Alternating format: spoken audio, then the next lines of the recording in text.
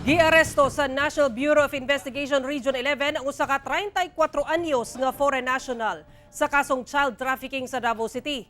Upat ka mga babae lakip tulo ka menor de edad na rescue. Dugang detalye sa report ni John D. Esteban. Mismo si NBI 11 Regional Director, Attorney Arcelito Albao, ang nanguray sa paglusad sa operasyon. Batok sa usa ka 34 anyos nga American national, sulod sa usa ka hotel sa Maa, Davao City sa reklamong child trafficking. Kini human nakadawat og impormasyon ang buhatan gikan sa Interagency Council Against Trafficking labot niini. Sa maong operasyon na rescue ang tulo ka menor de edad nga mga babae nga pulos 17 anyos ug laing 18 anyos nga babae.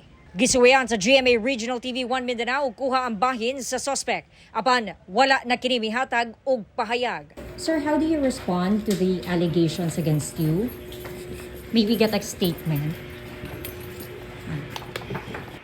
When the DSWD interviewed the minor, ang sabi niyang isang minor de edad, boyfriend niya ito allegedly, ang foreigner, and pinapunta sila dito sa Davao para mag-meet up, and 1 week na sila sa Davao. Itong mga babae came from Davao de Oro. Nasayrang June 20 pa, nag-check-in ang suspect sa maong hotel. We suppose na siguro itong mga 4 na babae ay ginamit ng foreigner, hindi lang isa. Siguro silang 4 kasi ang daming condom sa pati sa basurahan. 2 days pa lang sila sa 2 days pa lang sila sa hotel, no, kung saan nahuli itong foreigner. Prior na nag-meet itong mga bata na na-rescue natin kahapon, meron pang ibang babaeng minor de edad din na kasama na nakikita sa hotel din kung saan siya nahuli.